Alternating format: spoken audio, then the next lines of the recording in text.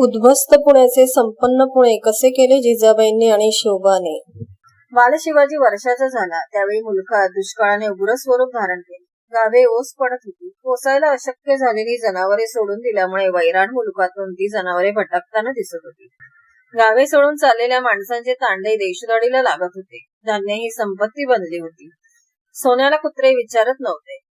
जिकडे जावे तिकडे भुके कंगाल लोकांच्या झुंडी वाटाडून बसलेल्या दिसत. जीवाची आशा सोडून मृत्यूच्या तयारीने सज्ज झालेले ते जीव मुठभर धान्यासाठी हवे ते अत्याचार करावयास मागे पुढे पाहत नव्हते. सारा मुलूक असुरक्षित बनला होता. पक्ष्यांनी तर केव्हाच मुलूक सोडला होता. राहिली होती फक्त घारी आणि गिधाडे. ती मात्र सदैव आकाशात गिरट्या घालताना नजरेला येत होती. साऱ्या प्रदेशात धष्टपुष्ट कोणी दिसत असतील तर एवढेच.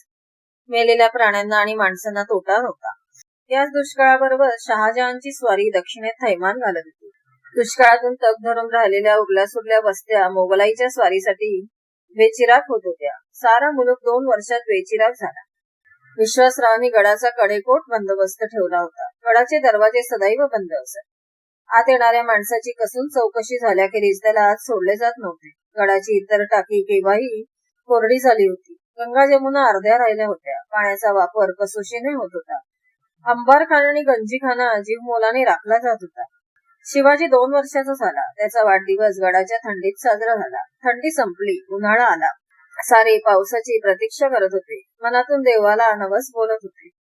एके दिवशी 2 प्रहरी पूर्वेला ढगांची कनात धरली गेली. वारा मंदावता मंदावता थांबला. कनात आकाश चढत होते. काळीभोर नक्खन वीज चमकली आणि मंद गडगडाट घुमला. बाल शिवाजीसह सारे तटाकडे उभे राहून त्या ढगांच्याकडे पाहत होते. एक चक्रीवादळ धुळीचा भोवरा खेळवेत माळवदातून निघून गेले. पूर्वेचा गार वारा सुटला. शिवाजीने विचारले, पाऊस आला? होय राजा, आलाच तो. पुन्हा वीज चमकली. आसमंत त्या आवाजाने कडाडून गेले. शिवाजी आईला बिलगला. जिजाबाई शिवाजीला घेऊन आत गेल्या. पावसाचा पडदा आदपजावीत पुढे येत होता. ताड ताड गारा पडू लागल्या. तटाखालचे सारे वाड्यात आश्रयाला धावले. गारा फुटून उडत होत्या. शिवाजी त्या वेचण्यासाठी सत्रेत धावत होता. गारा पाठोपाठ पाऊस कोसळायला लागला. सारी गटारे तुडुंब भरून वाहू लागली. सगळ्या वाड्याभर गळत्या झाल्या. पण त्याचे कुणाला दुःख नव्हते. मातीच्या वासाने सारे वातावरण धुंदावले होते. पाऊस थांबता सारे वाड्याबाहेर पडले. एका पावसाने धरित्रीचे रूप पार बदलून टाकले होते. पूर्वेला इंद्रधनुष्य पडले होते. शिवाजीने तिकडे बोट दाखवले होते. म्हणाला, आई ते बघ. बाळ, ते इंद्रधनुष्य. शिवाजी पुटपुटला, पण काही जमले नाही. तो लाजला. वळवाचे पाऊस चांगले झालेले पाहताच एक दिवस जिजाबाई विश्वासाने म्हणाल्या, संकट टळलं. चालू साली मनाजोगा पाऊस पडेल असं दिसतं. खरं पाऊस नव्हता तो पाऊस आला. आता कशात अडलं? राणीसाहेब, पाऊस पडला पण गाव ओसू पडली. तिथे जमिनी करणार कोण? कोण म्हणजे जे आहेत ते. जुन्नरची उरलेली निम्मी वस्ती गडावरच आहे. मग गड खाली करूया. काय? मुलूक सोडून गेलेली माणसं परत आपल्या घरी येईपर्यंत त्यांची जमीन घरदार यांचे तुम्हीच जबाबदार. आपण सगळे खाली जाऊ. होईल तेवढी शेती पिळून घेऊ. साऱ्या गडावर उत्साह संचारला. शाही मेणे गडाखाली उतरले. जुन्नरचा वाडा गजबजून गेला. गावचे घरांवरून उगवलेले जागच्या जागी वाढलेले गवत पाहून जिजाबाईंचे डोळे पाण्याने भरून आले. जेवढी जनावरे हाताशी होती तेवढी गोळा करण्यात आली. गडावरचा लोहार जो आजवर अस्सल हत्यारे तयार करत होता तो नांगराचे फाळ बसवू लागला. सुतारशाळेत पुळव दिंडोरी तयार होऊ लागली. आणि एके दिवशी सुमुहूर्तावर भूमिपूजन करून नांगरट सुरू झाली. उन्हावलेली माती फुटून जमिनीवर आली. पावसाच्या पाण्याने कुकडी नदी भरून गेली. हंगाम पाहून पेरण्या झाल्या. शिवारावर हिरवी कळा दिसू लागली. डोंगरचे रान गर्द पालवीने परत एकदा सजले. लेण्याद्रीतून आणि आजूबाजूच्या डोंगर कपारीतून दुधाचे प्रवाह झिरपू लागले. दुष्काळात परागंदा झालेली माणसे आशेने परत गावी येत होती. उभारलेल्या शिवाराने आनंदून कष्टात सामील होत. विश्वासराव वाड्याबाहेर पडले की हट्टाने शिवाजी त्यांच्या बरोबर असे. उन्हातून पावसातून तो विश्वासरावांच्या पुढे बसून घोड्यावरून फिरत असे. वाढती पिके कौतुकाने पाहत असे. जिजाबाई म्हणत, हा कुणबाबा होणार वाटतं. मग त्यात काय बिघडलं? आमच्यासारखे मालक सगळ्यांनाच मिळतात, पण शेतकरी मालक मिळणं कठीण. जिजाबाई समाधानाने हसल्या.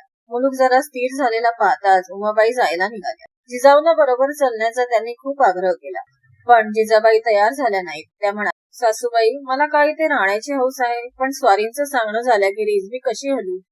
उमाबाई काही बोलल्या नाही. जिजाऊ शिवाजींना आशीर्वाद देऊन एके दिवशी त्या वेरूळला निघून गेल्या.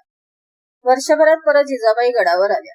मोगलांची नोकरी सोडून शहाजीराजांनी निजामशाही उभी करण्याचा प्रयत्न केला. मोगलांनी दौलताबाद घेतले तर शहाजीराजे हताश झाले नाही. त्यांनी नव्या शहाला माहुलीवर नेऊन ठेवले. विजापूरकर आणि मोगल एक झाले. या दोन प्रचंड शायांशी मुकाबला करणे इतके सोपे नव्हते. निजामशाहीचा अस्त झाला. शहाजीराजांनी स्वतः फौज उभारली आणि मोगलांशी सामना दिला. एका जहागीरदाराने नवा बंडावा उभारून मोगली सत्तेला तोंड देणारे असे उदाहरण गिरला.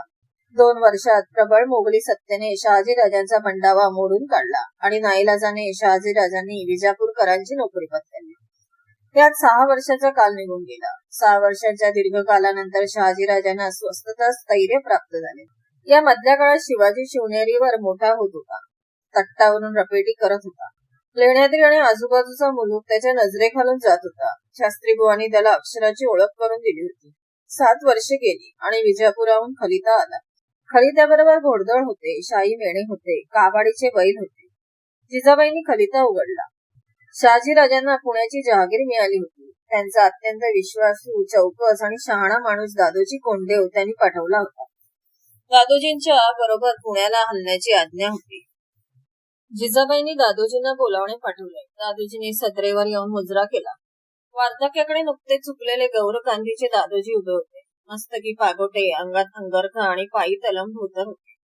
रुंद कपाळ आणि तीक्ष्ण नजर त्यांचा दरारा वाढवित होती. जिजाबाईंनी वाकून नमस्कार केला. शिवबांना त्या म्हणाल्या, राजे, दादोजींना मुजरा करा.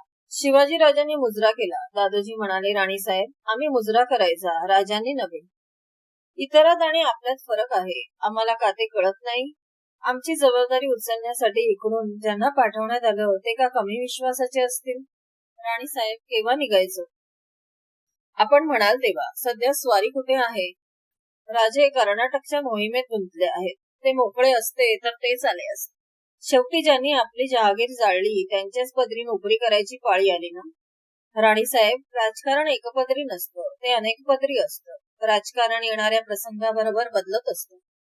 ज्या मुरार जगदेवाने पुणे जाळलं त्याच मुरार जगदेवाबरोबर राजांचं एवढं सख्य वाढलं की नांगर गावाला महाराज जगदेव यांची तुला शहाजीराजांच्या देखरेखीने पार पडली.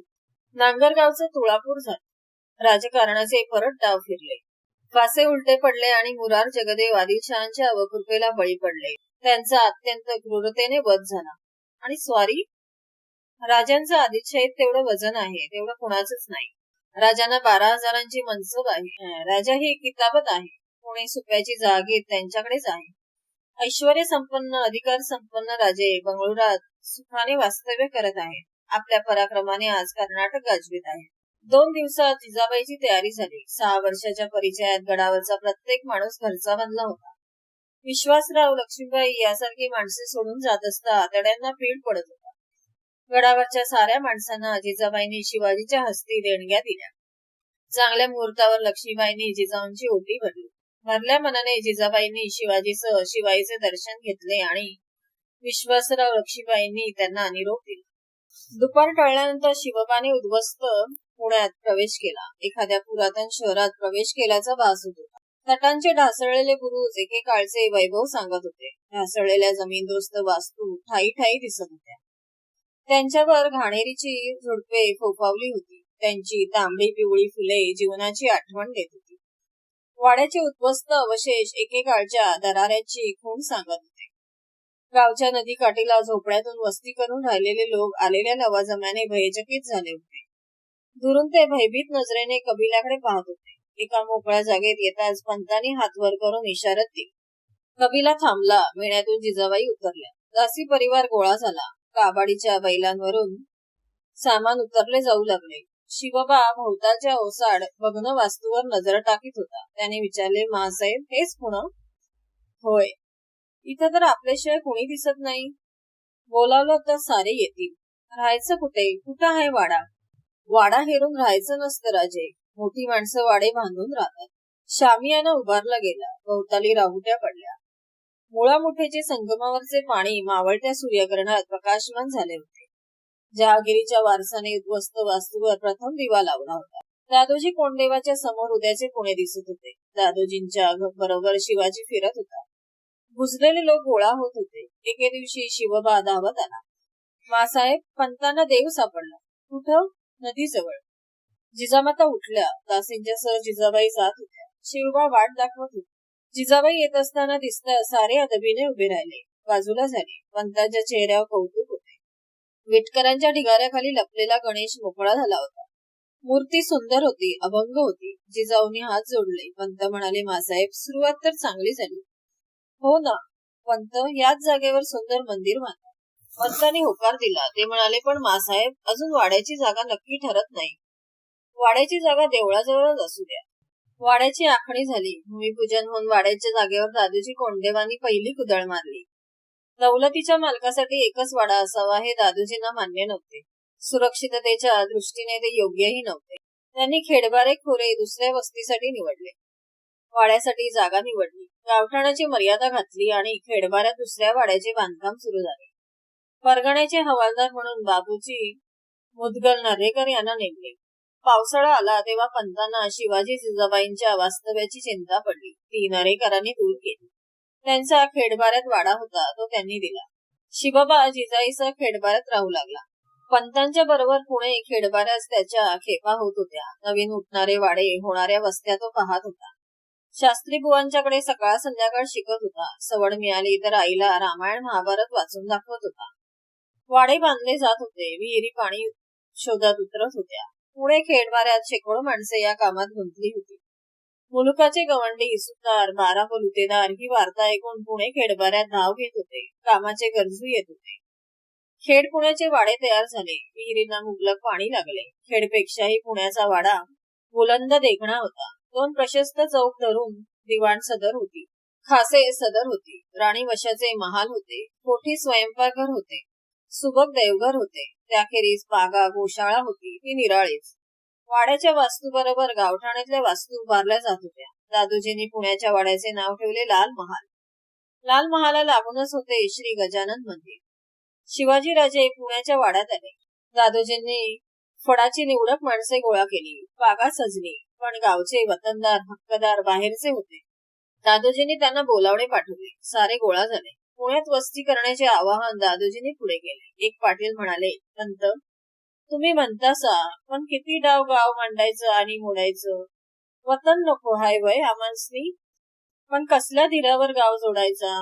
आम्ही नाही जोडला. सदरेच्या बैठकीवर ऐकत बसलेले शिवाजीराजे म्हणाले, तुम्हासनी माणूसबळ हाय धनी. पंत म्हणाले, मोडलेला डाव मांडायला मराठा कधी भ्याला असं मी पाहिलं नाही. पाटील, खरं सांगा, बोलू का. पाटील गलमिशांवरून पालती मूठ फिरवत म्हणाले, हाय तिथं सुख नाही पंत. गाव मिळालं तर ते बी साऱ्यांची पाहिजेच ना. पण मन घाबरत. कशाला. देवीच्या मोर्च्या चौकावर पार मारली या नव. घरट उठवायला कोण गजल.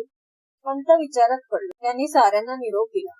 4 दिवस पंत गडबडीत होते. एके दिवशी साऱ्यांना परत पाचारण केले. शेकड्यांनी माणसे गोळा झाली. वाड्याच्या दारात वाजंत्रीवाले होते. जिजाऊनी देवघरात सोन्याचा नांगर पुजला. देवाच्या पायाकडून नांगर उचलला. नांगराबरोबर पंत शिवबा चालत होते. जरी टोप, अंगरका, पायात सपाता, कमरेला छोटी तलवार आणि पाठीला ढाल लावलेली बालराजाची मूर्ती सारे कौतुकाने पाहत होते. वाड्याबाहेर देखणी बैलजोडी उभी होती. कलाभूतीच्या झुली त्यांच्या पाठीवर होत्या. नांगर वाड्याबाहेर आला. हे पाहणाऱ्यात वतनदार होते, पाटील होते, कुंडी होते, 12 पलुतेदार होते. नांगरासह मिरवणूक देवीच्या चौकात वाजत वाजत आली. चौकात भली थोरली पार नजरेत येत होती. पंतांनी कुदळ उचलतात पाटील पुढे झाले. त्यांनी पार खिळखिळी केली. पंतांनी सर्वांच्या वरून नजर फिरवली आणि हर हर महादेव म्हणून त्यांनी ती पार उपसली. शेकडो मुखातून हर हर महादेवचा गजर उठला. सोन्याचा नांगर जोडीला जुंपला गेला आणि शिवाजी राजांच्या हातून पुण्याची उद्ध्वस्त वास्तू नांगरली गेली. सोन्याचा फाळ जमिनीला लागला. दुसऱ्या दिवसापासून निश्चिंत मनाने गाव बसू लागले. ओसाड शेतावर अवते जाऊ लागली. दिवस पावसाचे होते. एके दिवशी पंत जिजाऊंना म्हणाले, मासाहेब, आज राजांना घेऊन शिवापूरला जाऊन येतो. का. शिवापूरला वाड्यानजीक आंब्याची बाग उठवायचं ठरलं आहे. राजांच्या हातून बाग लावतो. काल रात्रीचं रोप आल्याची वर्दी आली. त्यामुळे कळवता आलं नाही. साऱ्याच गोष्टी कुठं सांगता आम्हाला. समकून दादोजींनी विचारले, असं कधी झालंय का. कोणती गोष्ट लपून ठेवली मी.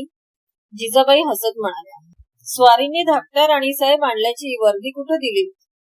कुणी सांगितलं आपणाला? पटलं ना? शिवनेरीवरच लक्ष्मीबाईंनी आम्हाला सांगितलं. एवढंच नव्हे तर तुकाबाई राणीसाहेबांना मुलगा झाल्याचंही कळलंय आम्हाला. गडबडीत राहून गेलं खरं, दादूजी पुटपुटले. व्हिडिओ आवडल्यास लाईक, शेअर आणि सबस्क्राईब करा आणि नोटिफिकेशनची बेल दाबा, म्हणजे माझे व्हिडिओ अपलोड होताच तुम्हाला नोटिफिकेशन मिळेल.